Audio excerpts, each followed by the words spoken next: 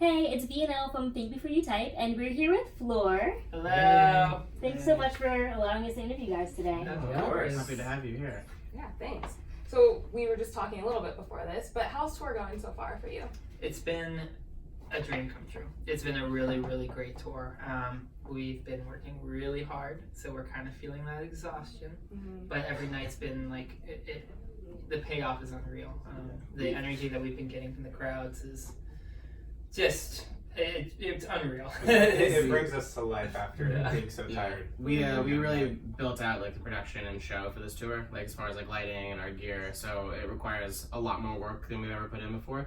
And we're leaving venues at like 1 a.m. every night. I'm driving on top of that. Oh my goodness. But it's worth it because like you can see that the reaction with the fans and on the internet, just seeing how excited everyone is. And it's a lot of work, but it's definitely worth it. It's kind of stepping things up. Yeah. That's Great to awesome to hear. hear. And then also kind of going off of that, we were asking Lost Boy Crow this question earlier, but what do you do to take care of yourself while you're on tour? How do you look out for yourself? When we can, we try Mentally, to sleep. physically, like what I mean, either way. All of the above. At this point, like it's like the hierarchy of needs. Like I think we're kind of focused on just getting enough sleep. Like that's honest. Like there's days where we won't eat for like a long time just because we're so busy, and we're not doing any entertainment. We're just talking about like how we haven't been reading, we haven't been watching a single like a show or movie, no video games. Yeah. Because like any chance we have that we're not playing or setting up gear, we just want to rest. Yeah, it's like So if I have to put brain power anywhere other than the show, I can't. Like my body's just like, nope, you're not gonna do that. You don't have the ability to we're do kind of like that. at this threshold where we are still able to like contribute to the touring party and like build all our production, and then I probably after this we won't be able to be as hands-on as we are, but we're putting on our gloves every day and building the light show and tearing it down. That's awesome. Wow. So because of that, it's just we need to rest whenever we can. Because of that, we're getting shredded. Yeah. Body's really toning up. Yeah, we're in really good shape. Yeah, I think straight up, this right now, our only priority is getting rest whenever we can. Yeah, super important. Drink water. Oh yeah. The typical I stuff. definitely need to hear that. Yeah. Drink Or water. spiked water. Or I mean, spiked okay. Okay, so you just need both. Yeah. So you guys just released your sophomore album, Ley Lines, earlier this month, and first of all, congratulations. Thank you. So how has the response been so far? Pretty much exactly what I wanted it to be. I think that kind of goes for everybody. It's following very much the same trajectory that Come Out Your Hiding had, in that people are giving it their second and their third listen, and that's when they're truly finding the songs that they're like connecting to and the songs that are resonating with them, which I think is the sign of a pretty special emotional song. Yeah, they're diving deep into it. Exactly. They're giving it their all, which is super cool. Yeah, I mean, and we also like we don't really have high expectations for like the beginning of a cycle, honestly. Like when Come Out Your Hiding came out, people didn't really notice, and that was fine though, because we knew we made a record that was phenomenal, and if you put that out there, then eventually people will kind of find it and connect with it, and that was what happened. Like a year after it came out was when it was getting its biggest, and now over 2 years later, it's as big as it has ever been, and so we don't really focus on like this far, like what's gonna happen in the first week or the second week or whatever. Like we're not worried about like our first week record sales or whatever, because we're more of a streaming band anyways, and we just know the album will carry itself once it's out. So we're watching that kind of begin, like the spreading of the record. Yeah, I mean, I think one of my favorite parts about the new songs coming out is what songs I didn't expect people to gravitate to, and then them finding them.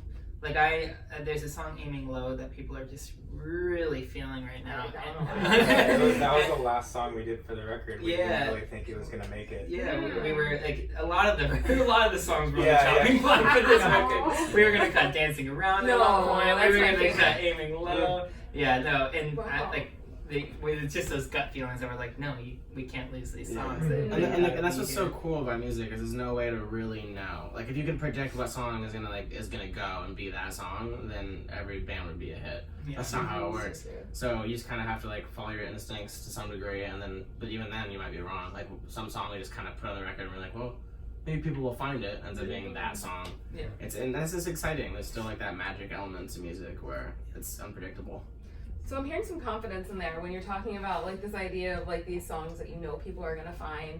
When you're talking also about the idea of like not being too worried about the numbers, but kind of knowing who you guys are as a band and like being really into what you're doing and just having confidence in that. Did it take you a long time to get to that place? Yeah, I mean, we've been a band for, me and McKinley started playing music for 12 years ago.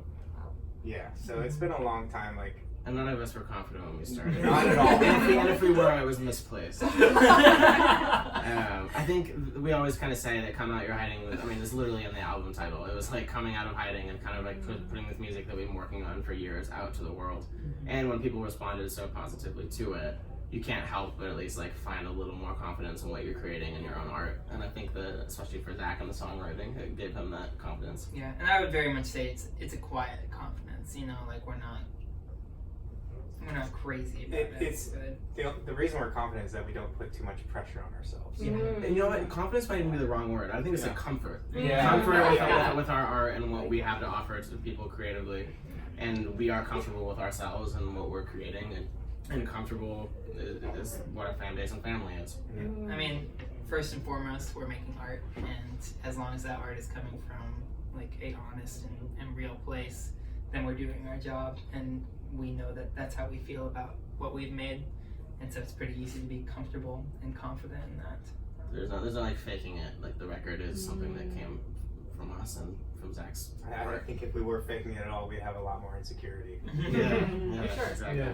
There's nothing to hide anymore. So speaking of confidence, comfort, and songwriting, so a couple months back you guys played your song Dancing Around, and you explained that it has a very personal meaning behind it. So how have you used writing to help you process any challenges you're facing like in your everyday life? Oh, well, it's like the reason I make music is to work through things most often. Like I'm trying to move past a barrier that maybe I've set up for myself, or something in the world that's kind of ticking me off. And I think the best way to get through something is to talk about it. And instead of talking about it, I write it into songs, I guess. But I think that kind of accomplishes the same thing. Therapy is therapy. Yeah, exactly. It's an internal conversation that I'm having with myself, and that's eventually what the song that's how the song is made. And that's why oftentimes our songs are kind of hard to like dissect, because it is much more of a conversation than like a focus point, which kind of makes me sound crazy now that I think about it. But yeah, so I have conversations with people in my head, and they become the songs. Well, great songs will come out of it. I got a little derailed, but what was the question? But yeah, I think everyone finds ways to cope in life and to work past their challenges, and songwriting is absolutely what has been most beneficial for myself. And that like kind of not narrative, like looser style songwriting has, I think, is really good for our fans too, is because we like to say that music meets them where they're at. And so rather than having like a clear like A to Z point with a song and a story, it's more of like a loose kind of collection of feelings that you can work through. So I think for our fans it's especially important, because a certain song can mean different things depending on the day and depending on where they're at, or even depending on the year, which I think is kind of the brilliance of the songwriting, actually. And we certainly don't want it to mean one thing to anyone. I like when someone can come back and say, this is how it impacted me, and I'm like, what? Like, that's not why I wrote the song. But like, then I'll look at it from that perspective, and I'll be like, incredible. Like, I'm so glad that this song can meet everyone. And the same song can help someone through a sad thing or lift them up and are happy at the time, It's just letting the songs meet people where they're at. Particularly, there's one song on the album that I wrote about a very, very sad thing, and people are finding the song and they're like, man, this song gets me amped up, I'm excited. And yeah, it's Which is wonderful. Yeah. Wait, so is it going to ruin the effect if we ask which one it is? I won't tell you. Okay. I had to try. I had to try. Dive deep in all of our comments and see We'll find what it. they're talking Yeah, about. okay. We'll have to do some hunting later on. Yeah, it's A little challenge. That's fun. So you were just talking about like different songs that people listen to like when they're down or like when they're happy. So like what is like one song that you guys listen to when you're down? From our song? Yeah, any no, song that we're by always- anyone. We kind of don't really do it when we're down. It's more like when we're amped. So what songs do you listen to when you're amped? Yeah. I love the visual of us like having a bad show that I'm going to a hotel room and we all just Put like, up play the Creed. same song. Can you take me higher? That was so Creed. I think for me, like the last couple of years, Muna put out that record, About You, right? Is that what it's called? And there's a couple songs on there that kind of cover like the extremes of the emotional spectrum. So this is a song called Winter Break on that record. It's for sure like, man, I'm going through a hard time song. And then parts like I Know a Place is their like kind of empowerment banger. If I listen to sad songs when I'm sad, I get more sad. It hurts me. So I have to find like upbeat stuff. Typically I'll throw on like any RAC remixes and then I'm in a good mood. Like it just like lifts me up, gets me amped. I'm good to go. Whenever I'm feeling down, I always feel like I do the same thing as Zach. I need to amp myself up to feel better, and for me that is metal. There's a band called Wage War that just has this incredible record that gets me super, super amped up. So that's the one that I use. That whole entire record. And maybe I should stop wallowing in my misery. It works for you, man. Yeah. Like, I'm sad. Let's get worse. I like to do a lot of metal as well, like Dylan. I also like a lot of Marilyn Manson. Nice. I really, if I'm sad, I like to lean into it. Marilyn There we go, we're Manson, half and half. Korn. If it's sad, make it dark. Yeah, if it's bad, make it worse. So, yeah. Nice. All right. So, kind of going off of this now, favorite song of yours now, favorite song to perform. Lately? Yeah, lately, whenever. For me, it's been Dancing Around. Yeah. I have been really enjoying playing White Noise. Mm. That was a lot of fun. That was too hard for me still. I think it will be my favorite in like a month when I'm feeling super confident. Dancing Around probably. It's because like we mentioned in the first cycle, it took like a long time for the songs to react. Like, and even still on this tour, people are seeing us for the first time and singing along to songs we released 2.5 years ago. But Dancing Around was immediate. And that is the first time that's happened. Like the song came out and the whole crowd knows it, which is kind of crazy. And that's with no radio, nothing. Like it's just that song is organically like just kind of taken on a life of its own. So I think because of like what that means and what it shows us on stage, that's probably my favorite to play live right now. I still love playing Warm Blood. That's, Yeah. That's That was always a favorite. Alright, so continuing the song theme. So do you have a favorite or a song that you're most proud of writing or like performing? Warm Bloods. Oh, yeah, Warm that's Blood. probably still Warm Blood. That one just like there's a magic to that song that I don't really know where it came from or why, but it's definitely the song I'm proudest of. It's that song. Yeah, it is that song. We also did something to it live. Like when we first started playing it, it just like wasn't quite there live, and just as we played it for years and years, we have just made it this really, really incredible moment, which just has made it so much more special to play for people. And the coolest part, now that you say that, I was thinking about this like the other day on a drive, is we never like sat down and made like a decision of like what to change really. It was just kind of like over tour after tour we'd add like little things and little moments until it came to be what it is now. And I guess we'll hear it tonight, but it's a new animal, but still familiar. It's really cool. It slaps. But we're excited. That's awesome. Very excited. The all-encompassing. It all comes to stuff. So I think before you type, we like to say that a little bit of kindness can go a really long way. So do you guys have any type of story about the last time a stranger made you smile? Ooh.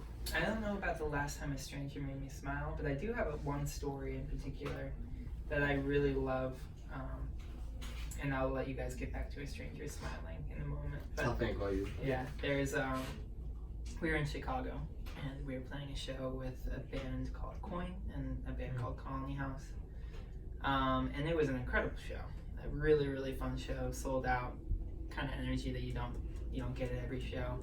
So we're just riding that like post-show high. We go back to our van and it's broken into and all of our stuff is stolen. Like, it happened to be the night we left like everything, like thousands of dollars cash in my backpack, our passports, my contacts, our Game Boys. Just a Everything you need. really, really, really bad thing.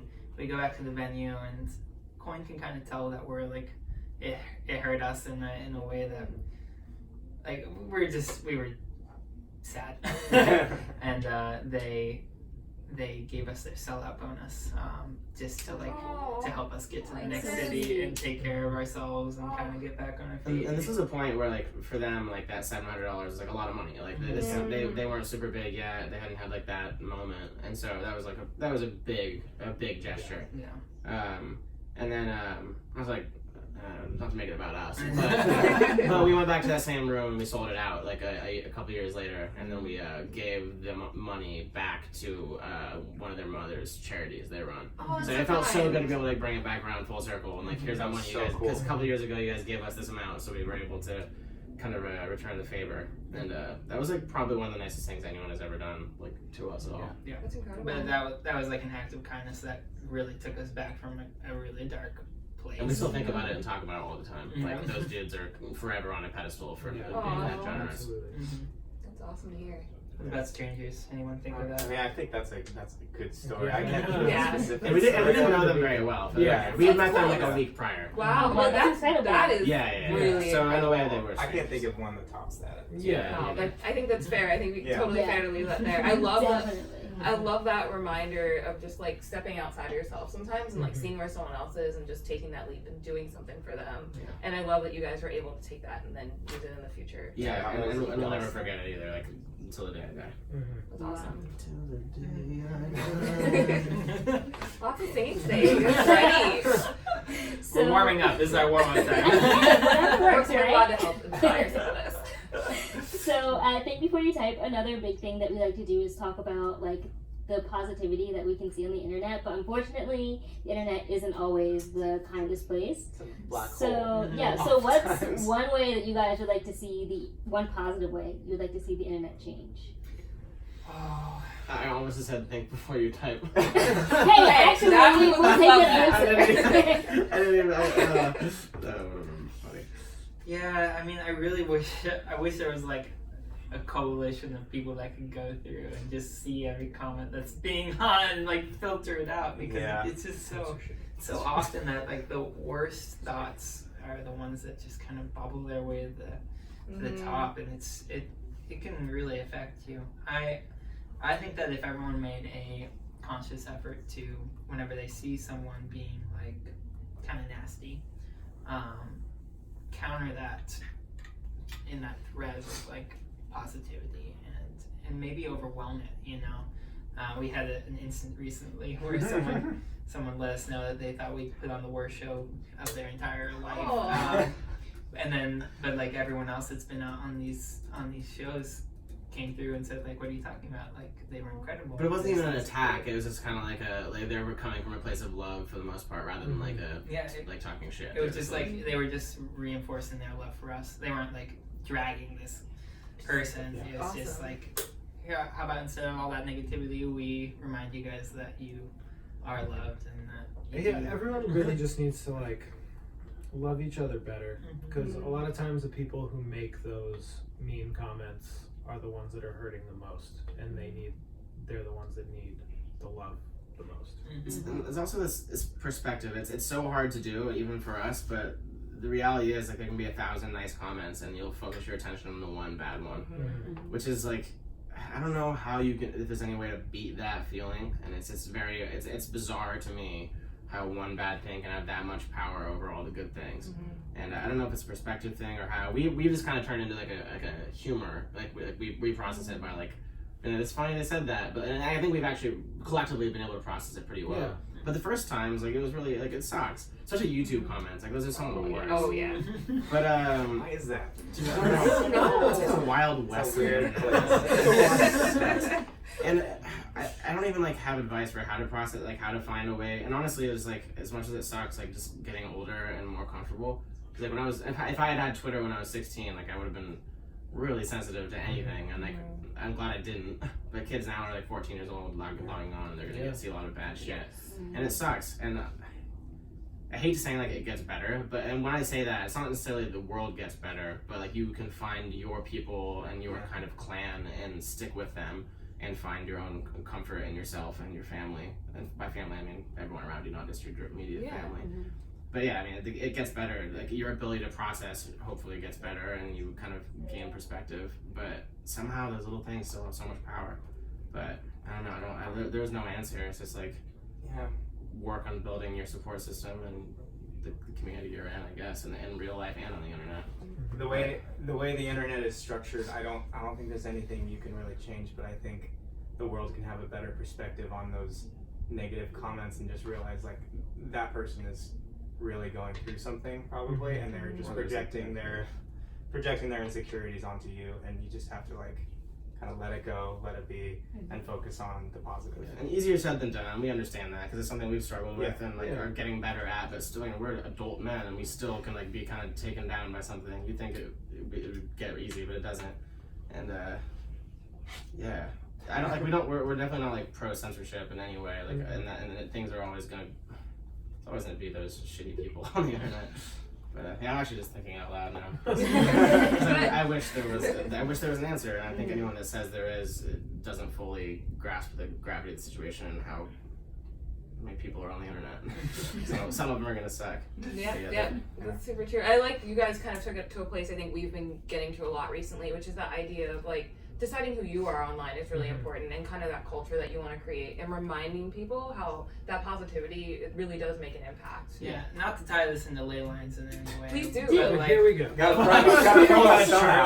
whole album is about becoming confident in yourself and anchoring yourself in these like positive and encouraging like pieces of your life, like letting that be your definition of yourself, and then that helping to kind of set your path and like keep you in line, keep you grounded, keep you moving forward. And I think if you can find that like that confidence and you bring it to an online place, that's going to radiate, and you're not really going to be derailed by any nastiness on the internet, and you'll actually be able to combat it with kindness and openness and love. And you saying that makes me realize I was trying to say like how we process humor together. It's being alone is really hard, and you can even if you're in a crowded room and you're on your phone, like one piece of hate will make you feel alone and kind of like isolated.